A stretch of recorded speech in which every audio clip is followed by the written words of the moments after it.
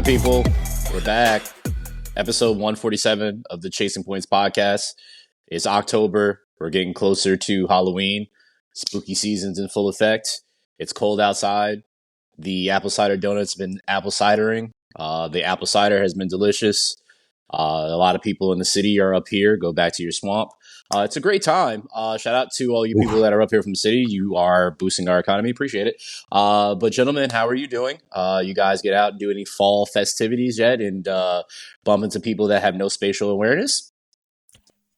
Hey, man. Yeah, that sounds about right. Okay, Did cool. the whole apple picking with the fam thing recently and have more apples than I know what to do with, but, you know.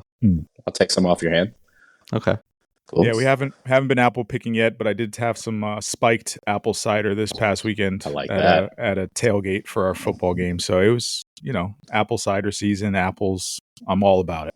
I will gladly take spiked apple cider. That might be on the menu for the game tonight because I might be forced to drink, depending on how it goes. So we got a lot to get to. So we'll run down some football, our dubs, our L's, as you guys know that we went through and go through every week. Our rankings, whether it's our good rankings, our bad rankings, our picks, which we'll fly through as well. We got a little basketball preview here on top of that.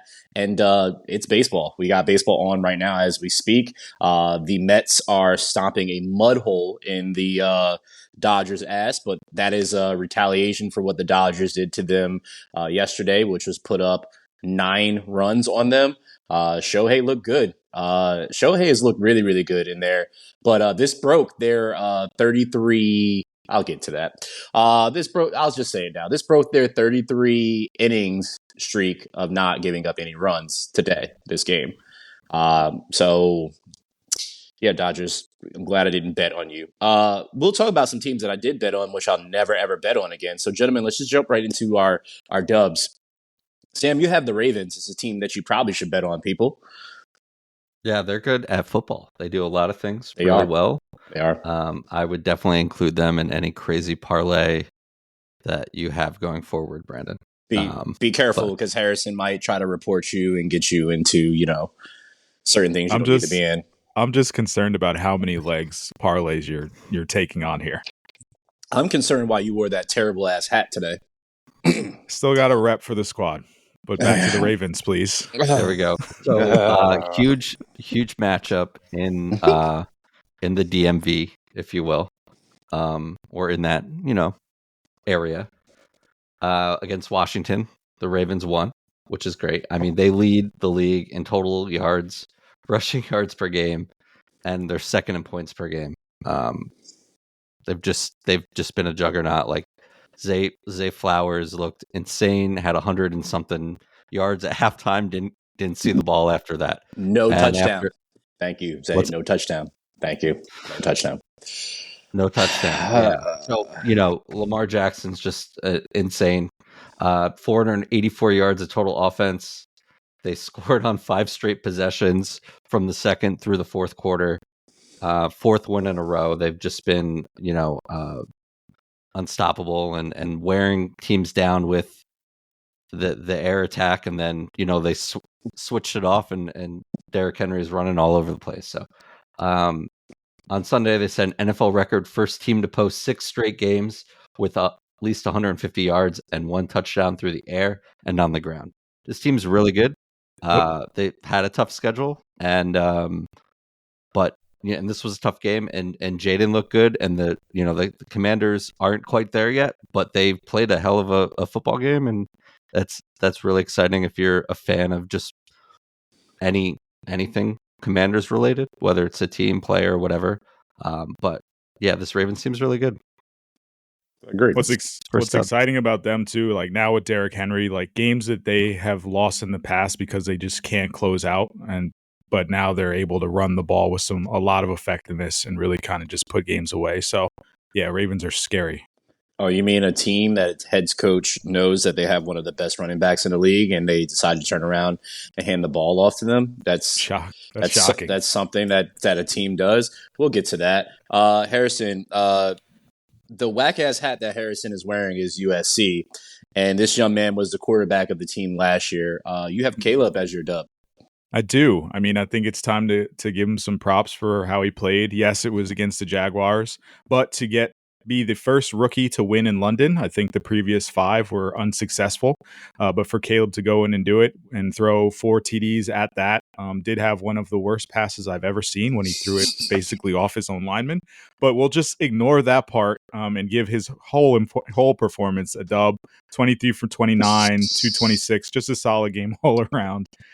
He's been turning up the last couple of weeks. Sans the competition. Yes, the teams he's been playing have not been the best, but this is what you want to see from him, at the quarterback position for the Bears, which have some solid weapons around them. So excited for kind of the rest of their season. They have some games coming up that are still very winnable, sitting at 4-2.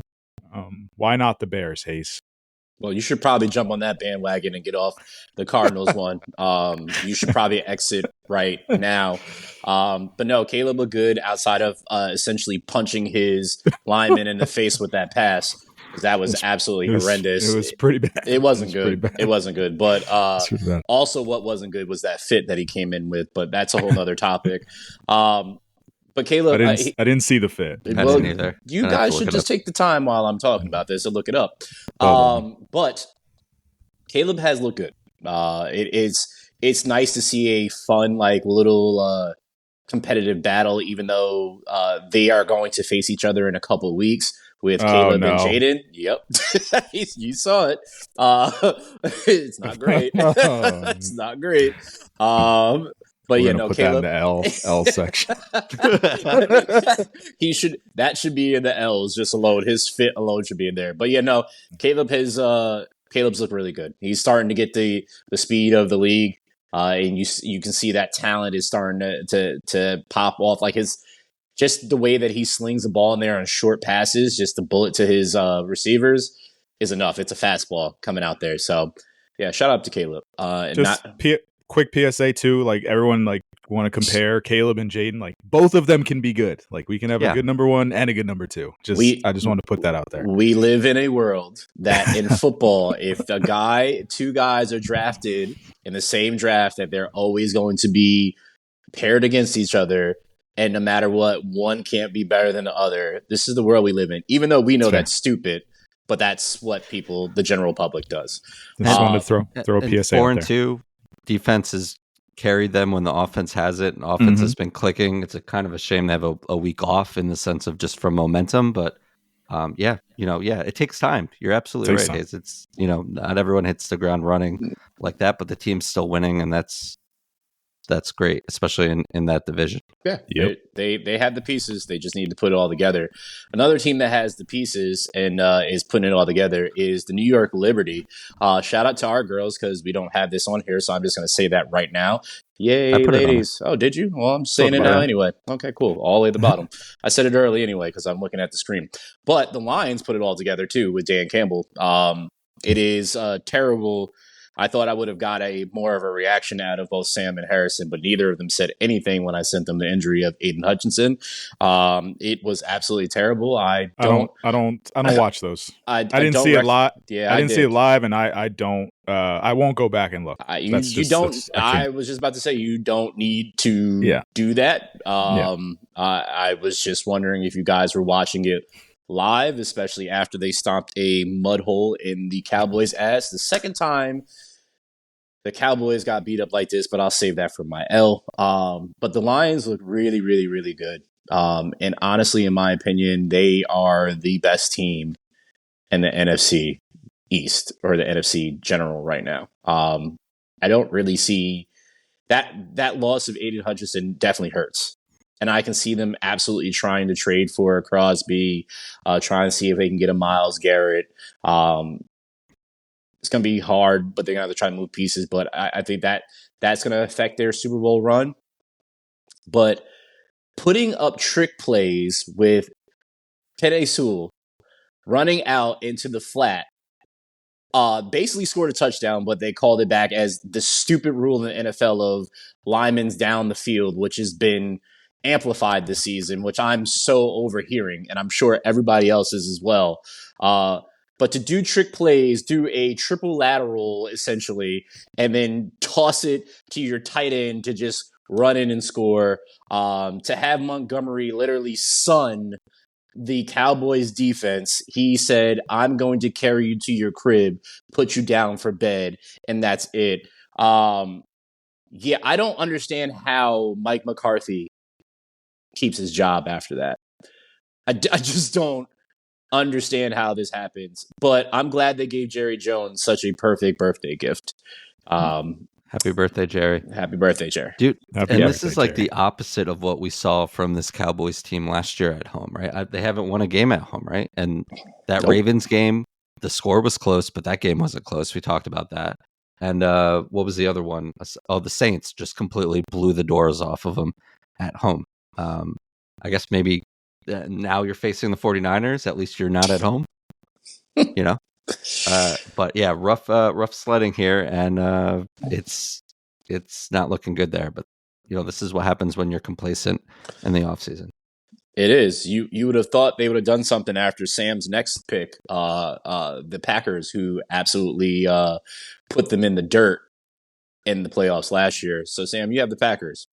Yeah, I'm just another week. Jordan Love, coming off of that MCL injury, but 4 touchdowns. That's a career high that he said a few weeks ago.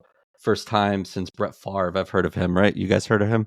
95. Nah. That a Packers QB was throwing 4 touchdowns in consecutive home games there. So, Romeo Doubs came back from being suspended from missing practice and having a couple touchdowns. Jayden Reed got hurt. I think he still had a touchdown. I don't know what his status is, but I love the Packers receivers. I love this Packers offense. I know I talk about it a lot, and Jordan Love is just kind of showing that he's really impressive to watch. I know there's a lot of touchdowns, especially last year, and you were thinking maybe the regression is coming here, but they're playing really well, and that defense held Harrison's boy Kyler to 14 yards on the ground. They looked great.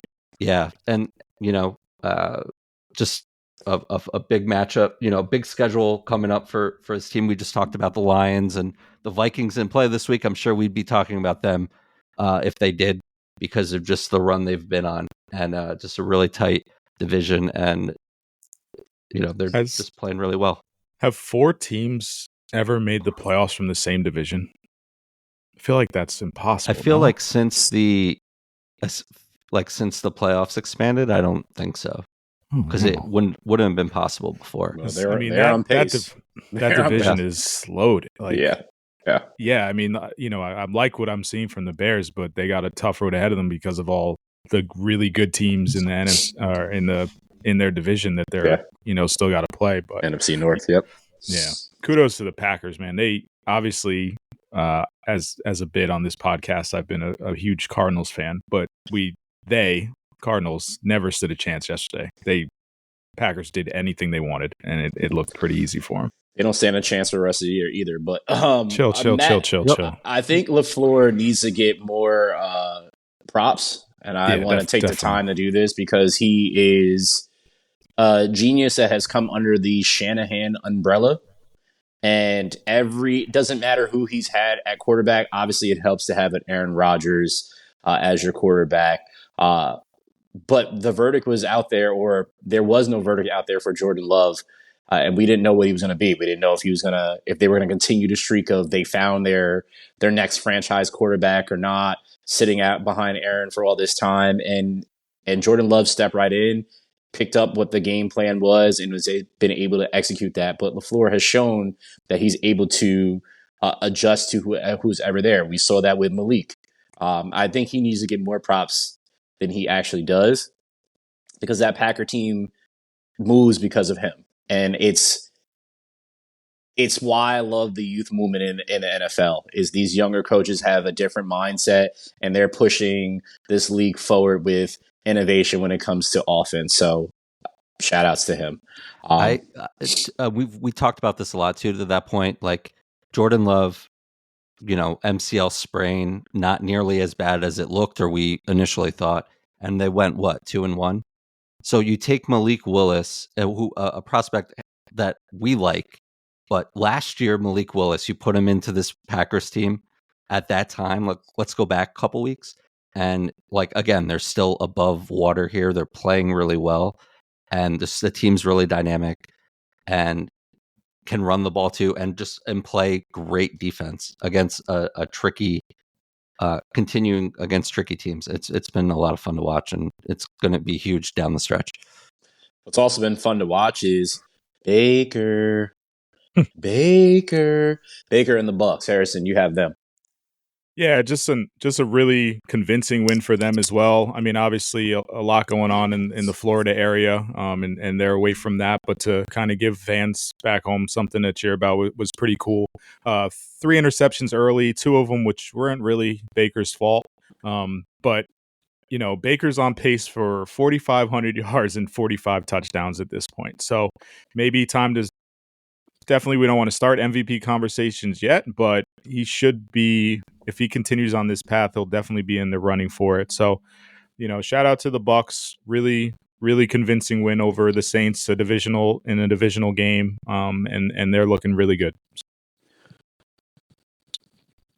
Wow, I put these in the wrong way. Saints team. Crazy. I know we don't have the Saints here as a loser here, but I thought about it just because.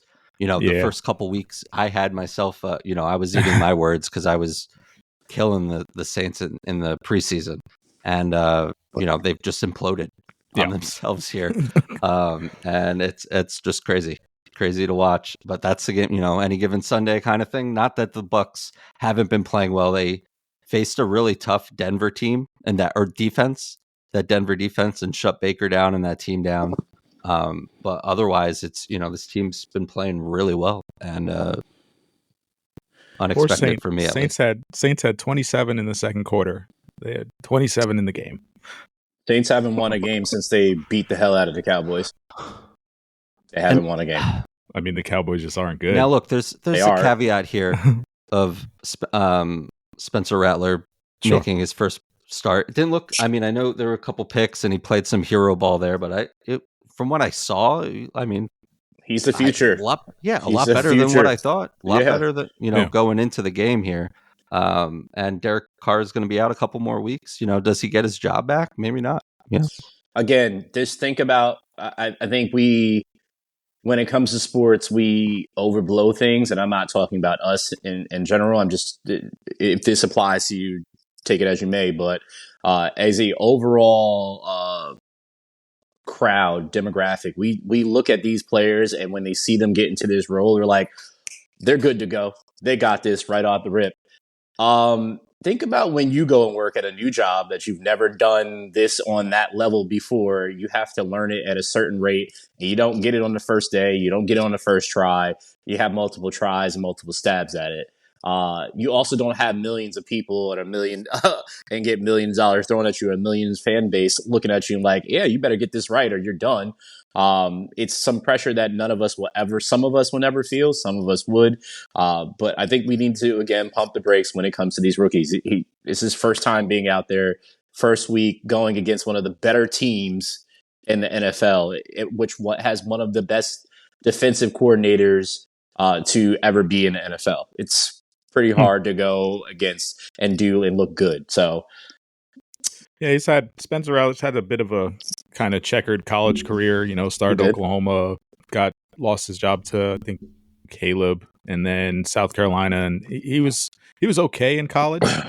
But I think he does have the tools to be a good quarterback, and I'm excited to see how his progression is. But he's definitely more of a project. Like, he's going to take some time. Of course. But he did show some good stuff. I agree. You know who's been showing some good stuff? Joe Flacco. That is my guy. Because he absolutely continues to just win.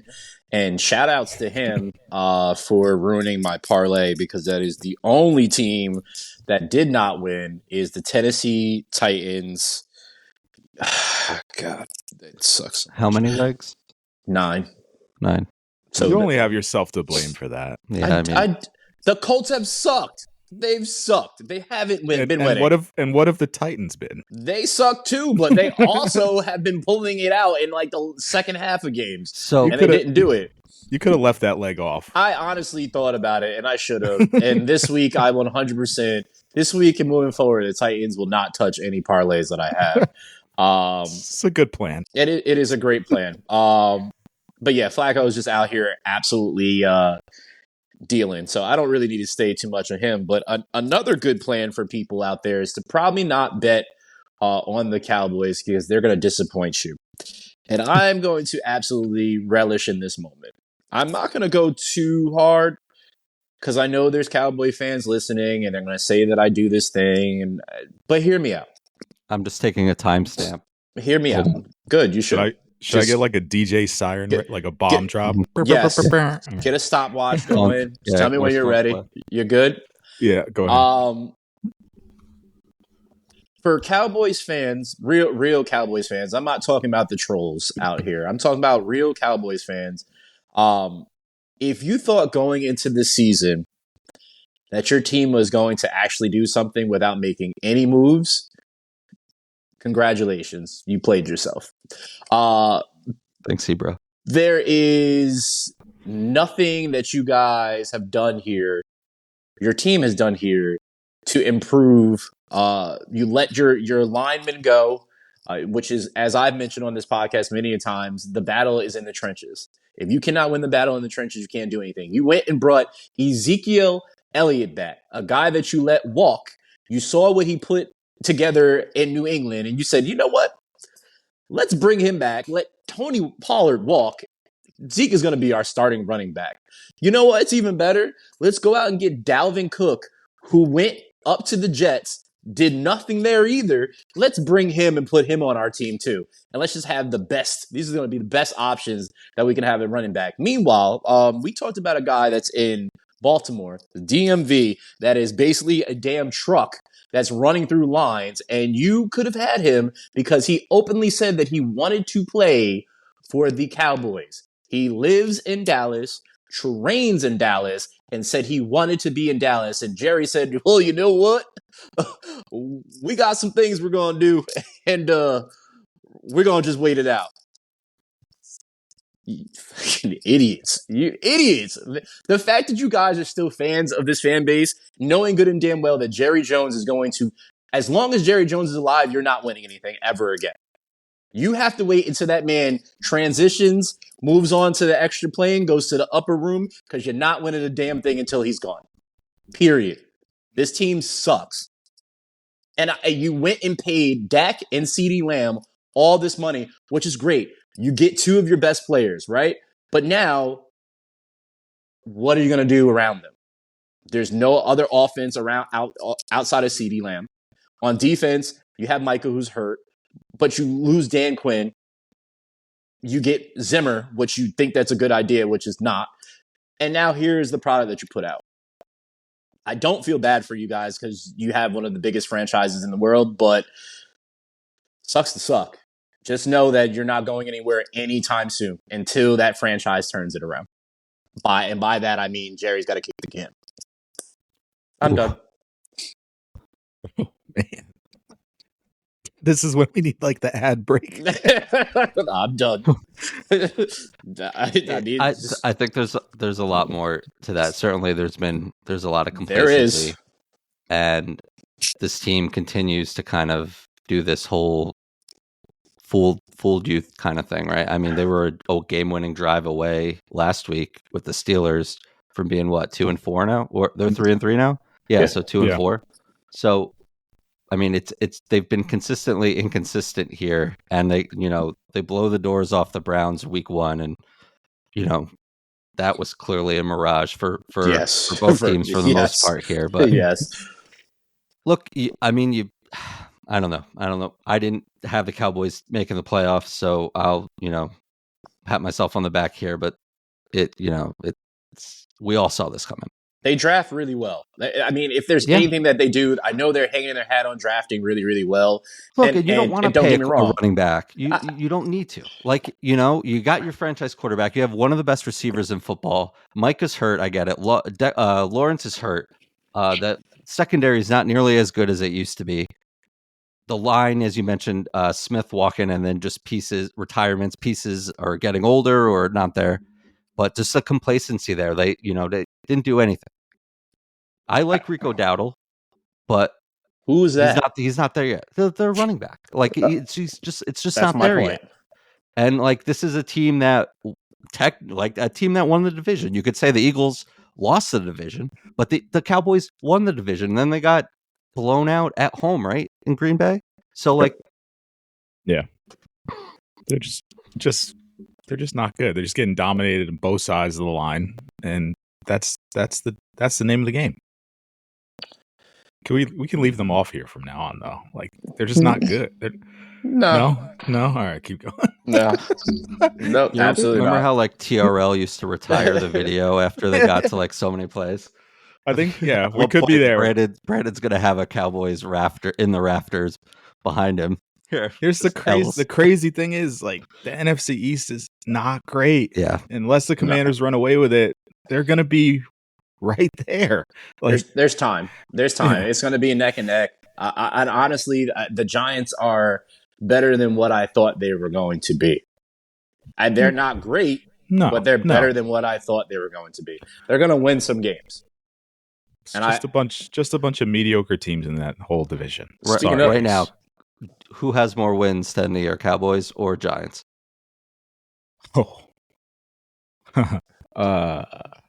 Cowboys, but not by much. I agree. Push. Okay. Push. Okay, I'm going to push to you in your choice. You have the Seahawks here. Yeah, just Seahawks down bad. Within 2 weeks, they went from 3-0 to 3-3. So bad stretch for them. Capped off with yesterday against the Niners, and they looked okay, but still not. I think people had high hopes for them. They were definitely a trendy team to come out of the. Oh my God, I can't get divisions right today. NFC West. Thank you. Yep, we got you.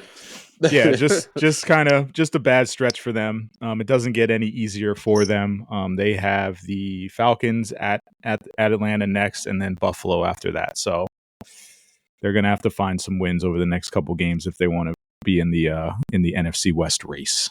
Good luck, buds.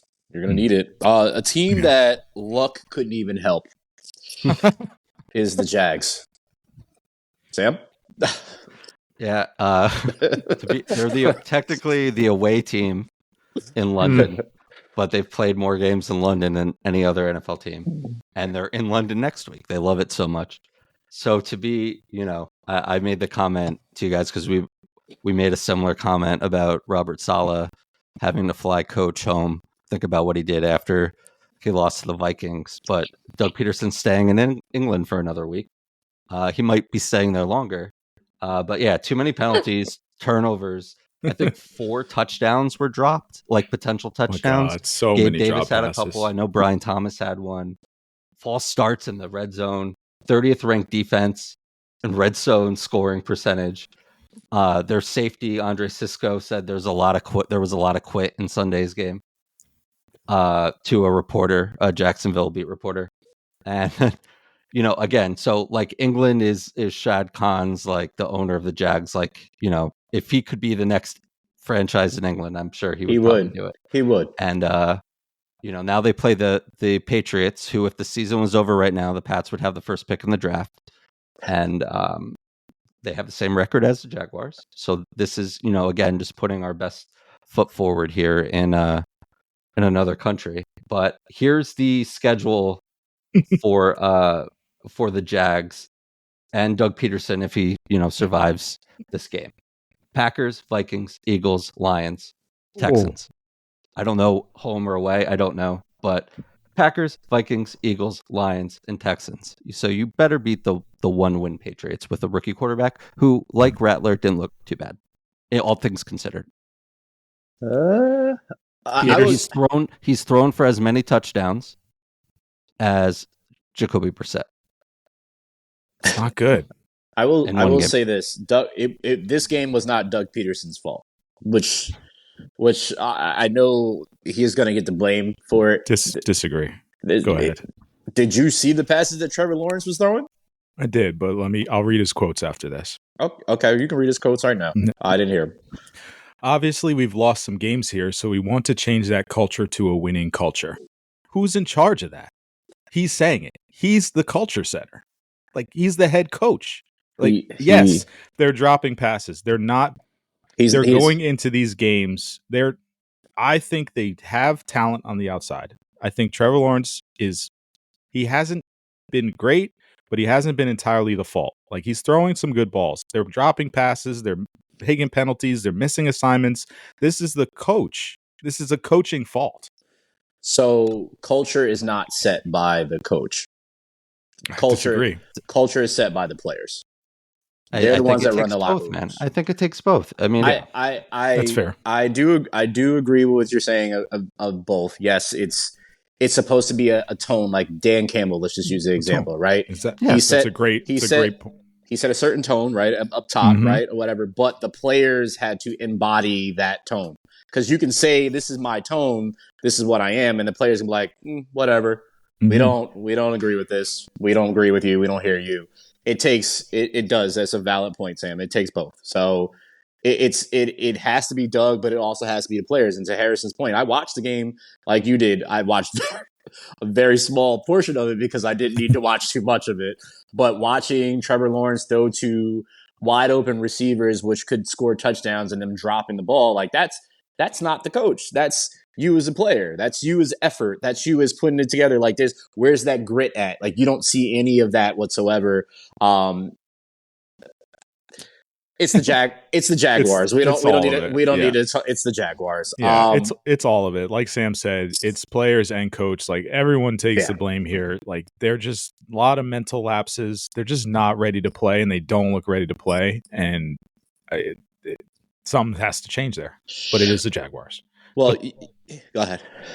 No, they won a good amount of games the last couple of years, and for this team to look the way it's looking right now is concerning. And then when Sam lined up the schedule, there's no end in sight here. They'd be lucky to win. Yeah, I just had it. I lost. They'd be lucky to win 2 of these games. They're not going to win. They're not going to win any of these games. They're not going to win any of those games. These teams are all making the playoffs. Yep. Packers, Vikings, Eagles, Lions, and the Texans. And they all looked. The Vikings didn't play. The Eagles had a rough win, but we know they're, we like the talent on the team. We'll say that. Yeah. But I like the talent on the Jaguars. It doesn't compare to the Eagles. I'm not saying that, but I like individually. I like a lot of these pieces. Well, Sam, sometimes it just doesn't work. Sam, speaking of the Eagles, yeah, we can TRL retire the Jaguars too. We probably should TRL retire them. But speaking of the Eagles, Harrison and I have a lot to say about said head coach. You can go ahead. I'll just say I'll echo. No, I'll let you go first. You go first. My main beef was just with Sirianni, and yes, you got the win yesterday. Chirping your fan base, chirping the crowd after that are asking for you to be fired. It's just a clown move. Like you beat the Browns by 4 points. You're struggling right now. It's a bad look to chirp back at a fan base that is, they're very easy on coaches. Yeah, they're very easy on players. That's the type of fan base that you want to rile up. So that was my beef, and that's why he gets my L. But I'm sure you have much more to expound upon with your team. Thank you for finally saying that and understanding it is not your team and it won't be your team. Our team. Too late.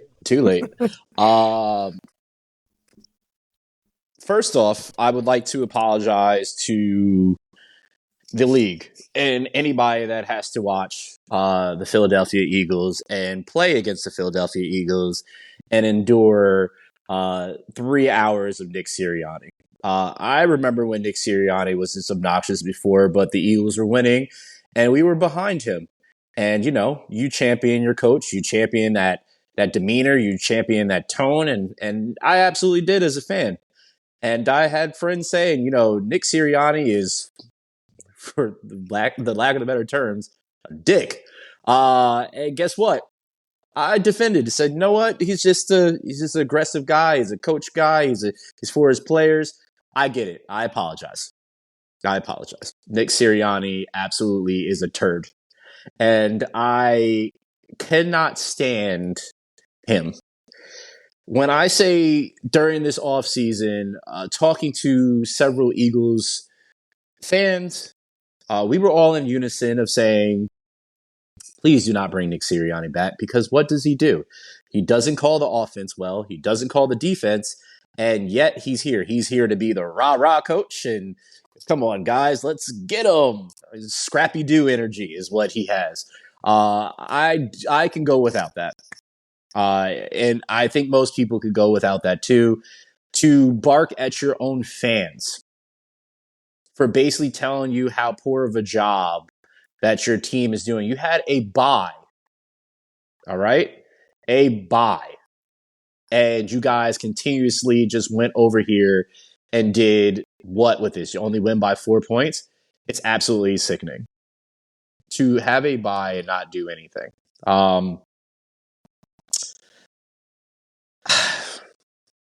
I want to say more. I really do, but I won't. I'll just leave it at that. Yeah, we'll get there. Yeah, there's time left. Yeah, but yeah, I mean, barely winning. Fire barely him. Winning games. Fire him, man. Fire him. Barely winning games. Your last game before the bye, you lost to a team for the second time that whooped you in the playoffs, and yeah, just not a great look. Whatever. But here we are.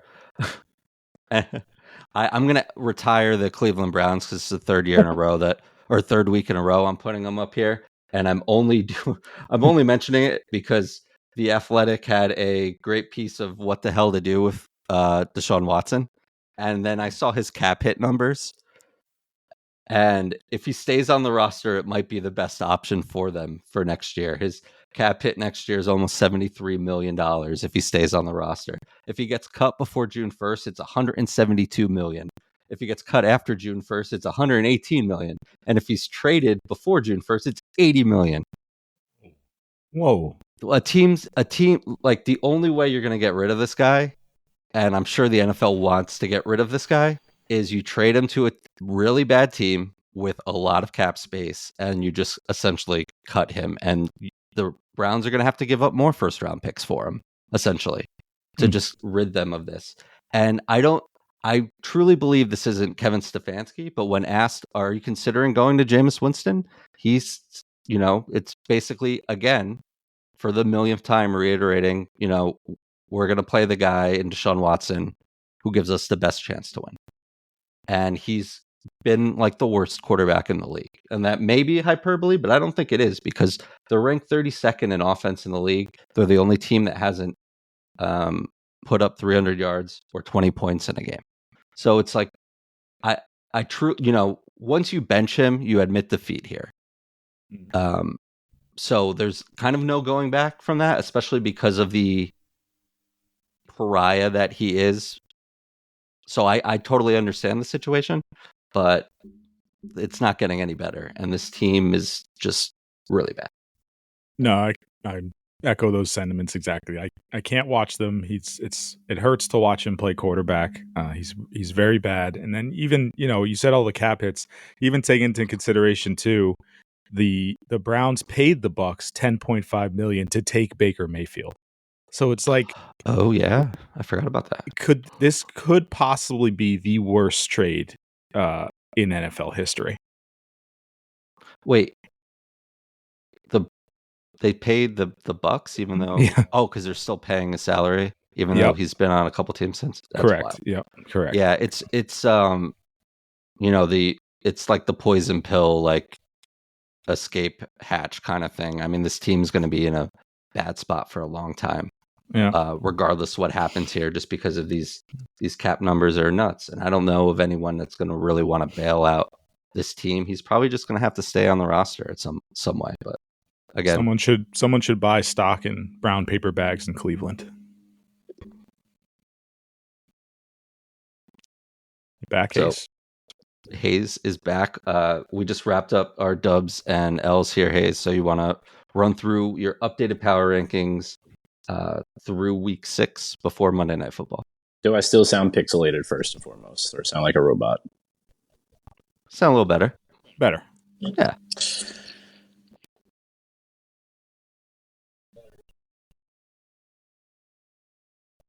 Let's see what happens. You sound better here? Yeah. Okay. Yeah. We'll just go with whatever this is. Yeah, power rankings. Number 1, still the Chiefs. Number 2, still the Vikings, since they did not play this week. Number 3, Ravens. They also remain at 3. Number 4 is the Lions. As I mentioned, that they should absolutely be in this ranking. I've neglected them for too long, and here we are now. So Lions are there, and then also Texans, who were on there before, deservingly so. They should still remain there, and that is my power rankings for this week. All right, I'll go to my power list rankings. Not a lot of change there either. Only one change. Titans made their way in there because the Rams were on a bye. So I got Titans at 28. Pats stay the same at 29. Browns the same at 30. Jaguars the same at 31. And then we've hit the century mark with the Panthers. They are minus 100 in point differential. So going to take a lot for the Jaguars to overtake the Panthers, but the Jags are trying very hard. Yeah, not a list you want to be on here. Power list, right? It's insane. I was looking at, I wanted to see who had the first pick in the draft, and I mentioned it was the Patriots. The Browns are second there. There's a lot of 1-5, 1-4 teams here. It's so many. It's like a race to the bottom. There's a lot of like 500 and below teams. Like, yeah, it's parity's at an all-time high, I guess. But yeah, there's some really bad football teams, and the cream hasn't certainly rise to the top quite yet. I mean, the Vikings are definitely that, but the Chiefs still haven't looked quite good yet. So we'll see. Yeah. And like last year, they're still finding ways. To win. Finding ways to win. You know, next man up kind of thing. And exactly. See there. Moving on, we lost Hayes here, but hopefully we'll get him back. Looking at records so far before Monday Night Football, Hayes mounting a comeback here. We were both 13-1. Last really week, impressive. Or this week. And if I didn't change my pick from Bears to Jaguars, I would have went 14-0, and that would have been that's never happened when we've done picks before. So Harrison still, decent showing here, 8-5. Our Instagram listeners though, 11-2, just crushing it right now. When I last looked, it looked like the Jets were leading for tonight, so who knows? But for the season so far, Brandon 51-39. So are you, Harrison? I'm 57-33. And a 1-game lead here is our listeners on Instagram, 58-32. So still early here. Looking at week 7 picks here, real quick. Teams on a bye, the Bears and the Cowboys. Here, Thursday night football, Sean Payton revenge game in New Orleans, Broncos, Saints. Harrison and I have Broncos. Hayes has the Saints here. London game on Sunday, as we mentioned, the Patriots and the Jaguars. Brandon and Harrison have the Pats. I have the Jags. I don't know why. I'm a sucker for. Well, the Patriots aren't very good either. So yeah, toss up. Seahawks at Falcons. We all have the Falcons here. Titans at the Bills. We all have the Bills. Bengals visit Cleveland. We all have the Bengals here. A great game. 5-1 Texans at the 4-2 Green Bay Packers. Harrison and I, we have the Packers here. Texans for Hayes. Can't. That was a hard one to pick here too. Yeah. Dolphins, Colts. We all have the Colts here. Lions at the Vikings. This was another tough one. I have the Lions. You have the Vikings. Brandon has the Lions. Anyone's game here. As Brandon put for this next game, Eagles visit MetLife. America's bird. That's who he has. So we all have the Eagles here. Raiders at the Rams. All have the Rams. Commanders are hosting the Panthers. We all have the Commanders. And Chiefs at 49ers.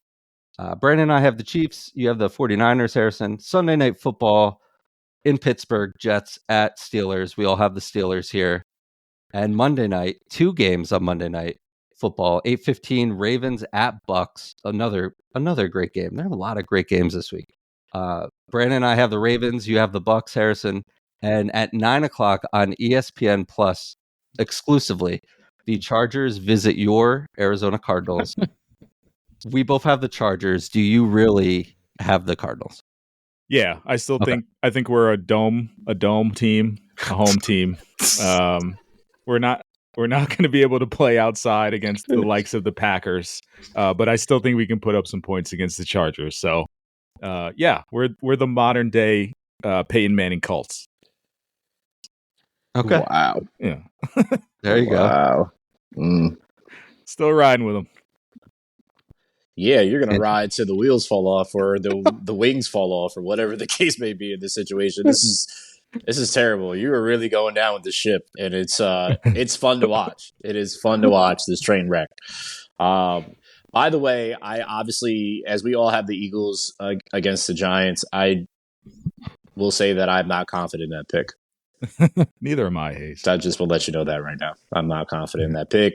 And the way this is it's a rivalry game, and I know the Eagles in the past 10 years have absolutely owned the Giants, but this is the type of game that the Eagles would lose. So yeah, I'll be stressing all day. If they lose this one, maybe you get your wish. I should have got my wish today. As soon as I woke up, I should have got up, washed my face, looked at my phone, and it's like Nick Sirianni's fired, and be like, "Yay, great!" Ate apples. They lose to the Browns. I think it probably would have. Yeah, tough to fire a Really coach good after a considering win. Yeah. They won But- it. You want? Never mind. Well, to be fair, the Browns still have the 8th ranked best defense in the NFL. Okay. You won by 4 points.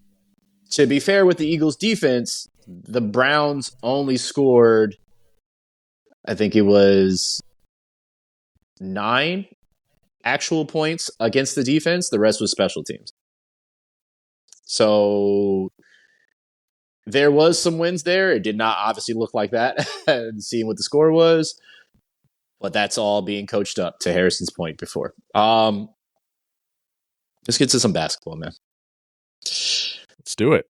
So we want to give you guys some teams that we believe are going to be surprise teams for this year. This is a preview of the preview of basketball. And we want to give you some of our surprise teams that we think are going to do well. You guys are more than willing to share your reasoning as to why. But Harrison, you have the Magic, the Yep. Kings, and then you have the Grizzly Spurs. Yeah. Why? So it's tough to pick surprise teams, obviously, because the NBA is so kind of marketed and everyone knows these teams rather well. So I kind of went with just teams that I think will have a good showing, make the playoffs, that maybe weren't in that conversation as much last year. Obviously, the Magic made the playoffs last year, but I think they're going to have a pretty big year. I like the pieces they've added. I think Paolo's going to take that next step. I just see them kind of having a lot of cohesiveness and bringing back some of the same pieces as last year, along with some additions that I really like that team. And I think they could be, a top 6 team in the East and surprise some people there. The Kings, they have been kind of on a run. So 2 years ago, they were basically, almost first in the West. Last year had a little bit more of a down year. They had a lot of injuries last year, but I see them coming back pretty strong and being a better team in the West. Adding DeRozan was huge, so I like them there. And then the Grizzlies are kind of an obvious one. Like, you're adding the best piece, after Ja Morant was basically suspended for the whole season due to his own reasons. But I like the team that they've had constructed around them. I see a big bounce back year for the Grizzlies. And then the Spurs, I think they're ready to take that leap with Chris Paul at point guard. In preseason, he's just throwing lobs left and right to Wemby. So those kind of are my, I guess I wouldn't call them sleepers, but maybe teams that people are kind of not high on quite yet that I think they should be going into the season. Okay. Sam, you have the Magic. Yeah, I didn't put all of them down, but Harrison knocked out most of them here. Again, the Ja came back from suspension, then he hurt his shoulder.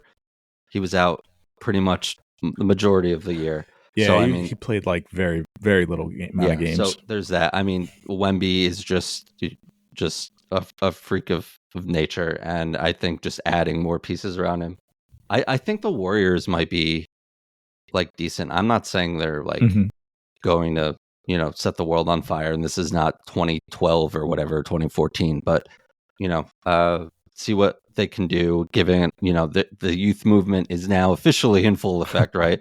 With Kuminga and everybody else there, and I like the Magic. You mentioned it. They brought the Cavs to a Game 7. No one, at the beginning of the year, no one expected to be there. KCP, you mentioned. I think we were talking about it off air, Hayes. Just the impact of that losing him, the Nuggets could him feel. And Bruce Brown. Yep. Yeah, I love that.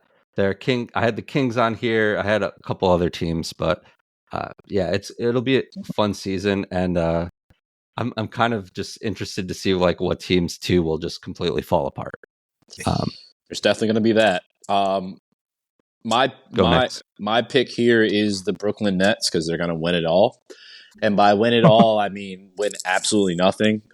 So the draft lottery, they will win that. That is very, very true. Yeah. I appreciate the picks that we have, and we also got Ben Simmons, so something to look up for.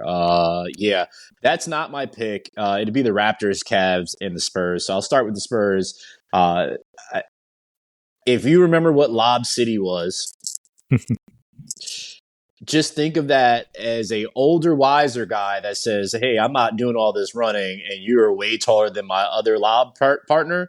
I'm just going to just throw it from half court and you just catch it and dunk it. I think the pickup of Chris Paul is just the knowledge alone that he has as being one of the greatest point guards to ever be in the NBA. I know he's a fan favorite. I know Harris and I stand over Chris Paul and have for years, and I remember we would go back and forth and would have the new CP3s and show each other new colorways and whatnot that we'd have. But that's interesting flex. Okay, it was. Yeah, I mean, it was a weird one. It's not a flex because nobody's out here like, damn, you got Chris Paul's like that. You just had to be a Chris Paul fan anyway. Yeah, very Chris Paul. But just the knowledge that I believe that he can pass on to Wemby, I think that's going to be fundamental in his growth of actually having like a student of the game, being one of the better players in the last 2 decades. I do like some of the other younger pieces around them as well, but that's also why I like the Raptors. Speaking of Bruce Brown, I mean, Bruce Brown's still there on an expiring contract. But you have Scotty Barnes. You have what's his name? Why can't I think of from the Knicks? Emmanuel Quickley. You got RJ Barrett. So you have a young, youthful team. These guys have played, especially like RJ playing for Canada and getting that experience and whatnot. He's molding into a better player and moved to.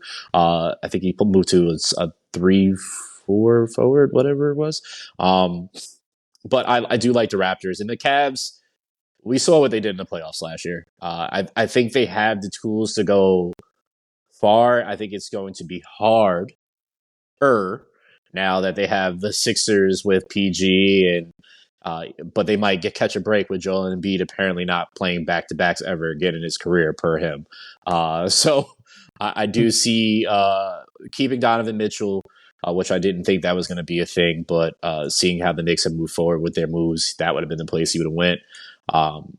I think they definitely are going to be contenders and be around, but the East is getting harder, which I didn't think that I would hear that being said as a statement. So there we go. That's who I got. New coach for the Cavs too. I really like Kenny Atkinson. I do too. He got dealt a bad hand with the Nets. Yeah. So excited to see what he does with the Cavs. Yeah. Sorry, Kenny. I wish they would have kept you. That was Katie and Kyrie's fault because they didn't need a coach, apparently. Liberty. Yeah, it's so stupid. You have so much energy with the bench. You've never seen energy like that ever. And then Katie and Kyrie are like, yeah, we don't need a coach. Okay, got it, guys. Probably needed a coach more than you ever thought. Instead, you got Steve Nash. Liberty, they actually have a really, really good coach. And they have some really, really good players. And they're going against this really, really annoying team out of Minnesota, which is the Lynx. But they have tied up the series as of yesterday.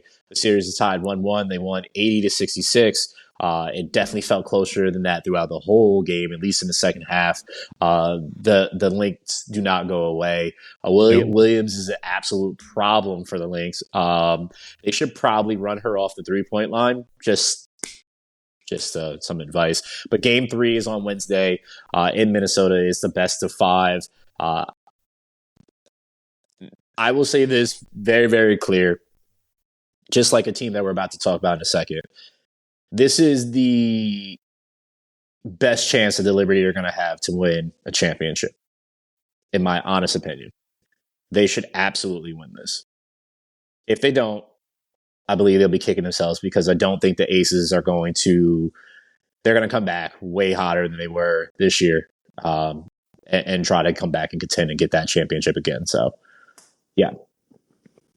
I think they have Stewie and Sabrina for a good amount of time, but yeah, the league's only going to get better, and it's only getting better. I had the pleasure of seeing the Lynx live this year when I was in Vegas, and I saw them play the Aces, and the Lynx made like 23 pointers. So I was very scared of this team. They shoot the lights out, and they are very tough.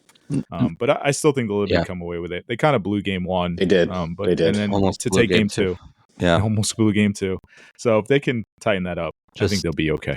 And league MVP Nafessa Collier, right? Like I saw the game 1 defensive stats, like meaning like what the Liberty did when she was guarding them, and they did nothing. And I mean, you mentioned Williams, like this team was just doing whatever they wanted on the offensive side of the ball in the second half, and we're making every bucket. And again, the Liberty went on a 10-0 run in the last like 3 minutes or so and kind of blew it open here. But I was watching it at my parents' house. My dad and I were like the edge of our seats, like, is this going to happen again? And I agree. Six time in the finals, have never taken one home. This is arguably the best team in Liberty history, and it's I'm assuming, I don't watch a lot of Minnesota Lynx games at all, but it's going to be a tough place to play on Wednesday, and hopefully we're up for the challenge here. Tough place to play right now is Dodger Stadium, but apparently the Mets have other thoughts currently, even though it is now 6-3. The Mets and Dodgers are playing the first game, as I mentioned earlier. The Dodgers yesterday won 9-0. The Mets are up currently 6-3. We have picks for ourselves. Both Sam and I have the Dodgers winning the series, and Harrison has the Mets. I guess you really want to see a Subway Series. I'm a huge vibes guy. Wow. Destiny. Okay. I'm just feeling it. I feel it's going to happen. Okay. All right. Well, we'll see how those vibes go. Vibes off the chart with the Cardinals. So take this one with a grain of salt. Yeah, I will always take it with a grain of salt when it comes to you and your picks now. Especially after Mets the Cardinals. Mets fans should be very afraid with my pick. They should. I'm sorry. They should. You should know that your season's over now that he picked you. I should say the same thing about our Yankees, because Harrison picked our Yankees, who are playing the Guardians tonight. When we're recording this, the first game, and then the next game is on Tuesday. We all have the Yankees, as I took a Yankee cup out of Yankee Stadium, drinking out of that. That is all Yankeed up over here. It's just putting it out there with Rodon starting. Please, for the love of God, don't rough him up in the first few innings. Yeah. How do you think this is going to turn out, Sam? I'm still optimistic. I like this Yankee team. Rodon, Cole. It sounds like, I think it's going to be Clark Schmidt in Game 3, and Luis Gil is going to pitch in Game 4. Team has stepped up. There was a lot of criticism about Stanton early in that Royals series, and we won because of Giancarlo Stanton, and just clutch hitting and moments here. We'll see. Rizzo's back not only is he on the roster now, he's starting, and he's hitting 8th. So that'll be something to watch. I think John Birdie and Oswaldo Cabrera did a pretty good job defensively for him there. But again, we'll see here. I just I'm buying in still. I like this team. I wouldn't want to face the Mets or the Dodgers, but especially the clutchness that the Mets have shown in the last few weeks is certainly scary, and momentum is strong. Worried about the Dodger pitchers. If I was a Dodger fan, still I know that bullpen hasn't been touched until I didn't watch today's game, but there's some questions there. But is there a better top of the lineup than Mookie, Shohei, and Freddie Freeman? I know Freddie's banged up, but it's scary. So October baseball, man, it's awesome to watch. Agreed. Harrison, you just snuck in some college football. I did some big games over the weekend. Just really two. We'll skip the USC Penn State one. No, you should probably talk about that one. I don't know why you omitted that one. That's fine. I think our fans want to hear about that. Yeah, I think they do too. So Oregon beat Ohio State, close one. Oregon creeps up to number 2 in the rankings. They're just behind Texas, who absolutely demolished Oklahoma in the Red River rivalry. Oklahoma is down bad. They're injured all over the field, but Texas looked really good. And then Penn State is at 3. So shout out Hayes and your Nittany Lions, beating my Trojans. Tough one for the Trojans, but they're going to have some growing pains in the Big Ten. That's all. That was cute. I like how he omitted the biggest part of that, of how USC was crushing Penn State to start off, and it was very unexpected. They decided to come back after that. I'm going to tell you, James Franklin pushing all the right buttons. It's still F James Franklin. Shout out to Glaber for enduring all my criticism. I knew it would pay off for you, Glaber. There's that. Ed, before we get out of here, it's a do you care? We got Vince Carter, Chauncey Billups, Simone Augustus. I believe Doug Collins also was a part of that, and Jerry West for his 3rd time being inducted into the Hall of Fame. Insane. Which is wild. He is the logo. He is the logo. There's a reason why he is who he is. I think it's very easy to say that we all care. So yeah, I don't think I need to say anything further, unless you guys want to. You guys feel old watching T-Mac introduce Vince Carter into the Hall of Fame? His cousin? Yeah, I mean, for sure. We're getting to the time that we see a lot of these guys that we watched play their whole entire career go through, and we saw Tim Duncan, the Tony Parkers, Dirks, and Dwayne Wades, and it's really, really we're old. We old, fam. Just a tremendous class. Vince Carter, probably the best dunker of all time. Chauncey Billups, we all remember that. Just a big shot. And then Simone Augustus, just a killer on the court. Absolutely. So, yeah, really, really good class, really good induction. Awesome. Agreed. Gentlemen, do you have anything else that you'd like to say before we get out of here? Go Birds. I knew that was coming. No. Go Yankees. Go Jets. Go Liberty. Go Liberty. Okay. All right. I think that covers it. That covers it. All right. Sam, close us out, please. That's it. Yeah. Yes. 147 in the books here for Brandon and Harrison. I am Sam. Thanks so much for listening. At Chasing Points Podcast on Instagram. And tell your friends. And happy birthday to all my friends who have had a birthday this week. There's a lot of them. Wow. That's I have nothing to say after that. Happy birthday. Bye.